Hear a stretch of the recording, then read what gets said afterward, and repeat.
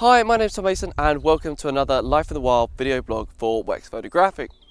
In the next two videos we're going to be covering fieldcraft, looking at how to get close to animals out on location. In the first part we'll be looking at working on foot, whilst in the second we'll be looking at the use of hides and other more advanced techniques for getting you close to your subjects. So what are field skills? Firstly, they're probably one of the most important things you can learn as a wildlife photographer. Having big lenses, having all the kit, it's great, but it still won't help you get those award-winning shots. To really get close, you need to understand the environment and understand how to act in it in order to get close to the creatures you want to photograph. Now this covers everything from the clothing we're wearing to the position we're taking, as well as the way we're moving and encroaching on our subject's circle of fear. Now the circle of fear is pretty much the kind of area that an animal will allow you to kind of get close to before it will get spooked and run away. And to get within this, we have to use a variety of techniques to make sure that our animals feel comfortable with our presence out in the field. Things that we're going to talk about in this video. So one of the first things you need to consider when you are working on your fieldcraft is what you're wearing. Now, first up, you don't need to go and get a full camouflage set. You don't need to look like you work in the SAS. Just some drab clothes, drab colours, browns, greens, greys, things that blend in with the kind of the natural array of foliage is what you're looking for. Now, for me, I tend to wear a soft shell rather than one of the kind of waterproof jackets. It rustles a lot less, and this means that it doesn't make as much sound that could spook my creatures. Secondly, good pair of trousers, solid knees. I try and get reinforced knees because I'm always scraping them and rolling around on the ground.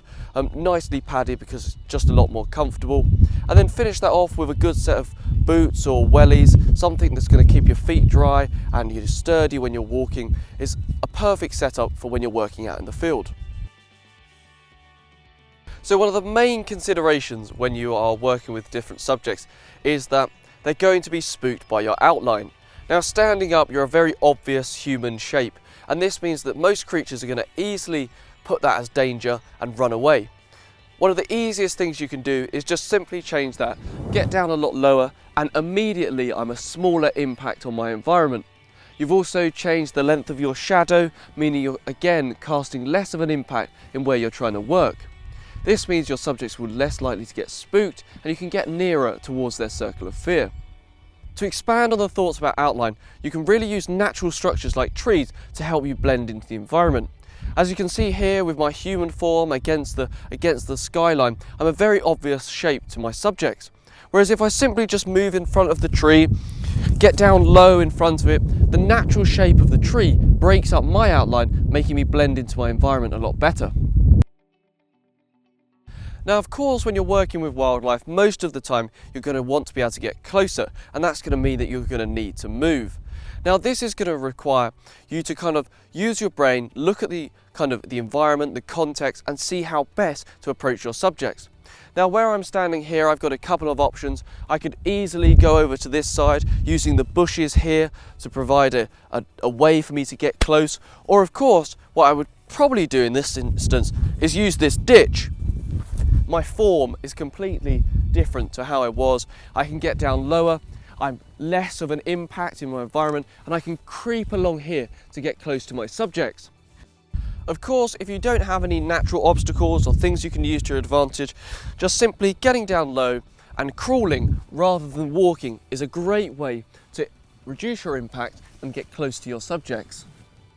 So after looking at your clothing, your outline, and the way you move in the field, one final thing to consider is your smell.